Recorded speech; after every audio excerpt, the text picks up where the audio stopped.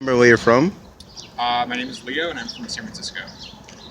All right. So, how do you feel when people from the area that have lived here for decades say they don't want you here because of how the incoming wave of new people is raising prices, which is leaving them homeless, and not being able to make ends meet, etc. Do you think the blame falls to people like affluent people moving in, or where do you think the blame falls, or just like Well, moving from San Francisco, where the city is dealing with the same situation, and also working in an industry that doesn't necessarily pay as much as it should. Working as an artist, it kind of falls everywhere. It falls on a lot of people just for to take responsibility for that. Part of it is the city, not supporting equal housing. so we were talking in class, and people was drawing up similarities between gentrification and colonialism and imperialism. What is your opinion on that? Do you think that's like a stretch, like that's extreme, or do you think there's similarities or differences? It depends on your examples, I'd say. Um, I feel like that's quite a stretch, though, especially with colonialism and imperialism. But I can understand the attempts to draw those examples. But I think it's more of a stretch. So, what do you think about the progress? How long have you been here? I just moved here in February. Oh, so all right. So I was born here. So this whole strip 10 years ago was like drug infested, a lot of crackheads, a lot of bad stuff, a lot of violence.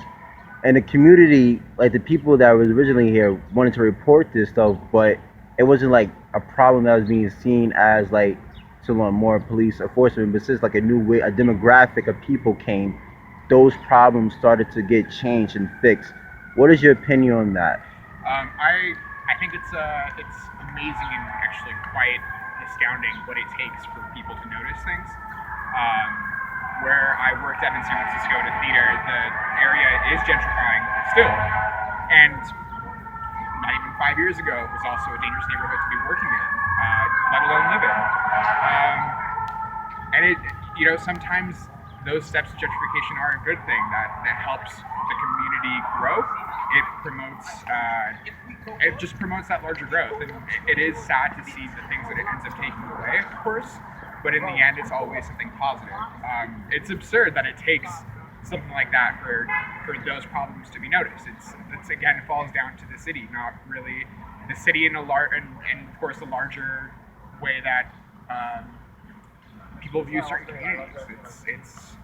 It's sad that's what it takes, and it just means that there needs to be some larger growth and broadening of everyone's minds, really. So you was talking about what a community belongs to. A lot of people said the community belongs to people who establish a culture or rich history there.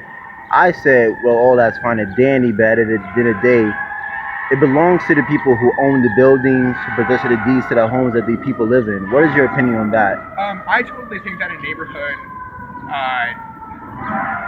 should be what that culture is. If I recently went to Williamsburg and was really it was having just moved here. It's taken me some time to make my way over to Brooklyn, and to see the amount that those neighborhoods have changed really frustrates me. The loss of the culture that's there. I think that it's great for again the community to grow and for new cultures to be established, but to lose the previous identity is pretty sad. I think it's incredibly important to help preserve, but at the same time not prevent the growth of new identities to come through. I totally think that the communities that are there should have keep their cultural identity, but at the same time allow for the growth. Okay. What do you think are some of the solutions that could like lower tension between people who claim to be true Harlemites or versus the people they deem that are like taking advantage of them, like abusing the area. You know what I mean? Uh, I know, hard. no, it's finding who the true aggressor is. Which comes down to the people, the people who are buying new developments or creating these new developments and trying to make money in a certain way. I think those are really the people that should be looked at as the groups who are promoting the gentrification and change of a neighborhood. But that's not to say that people who are moving into those places don't want. If people move to areas because they like that environment, because they like what what that neighborhood or even the city has to provide. The last thing people want is to move in and have it drastically change. So I think the larger question is, how can we prevent that change from happening so drastically? We have to look at the city and the developments and um, find ways that we can promote the growth, the continued growth of the same culture that's there. Thank you. Yeah.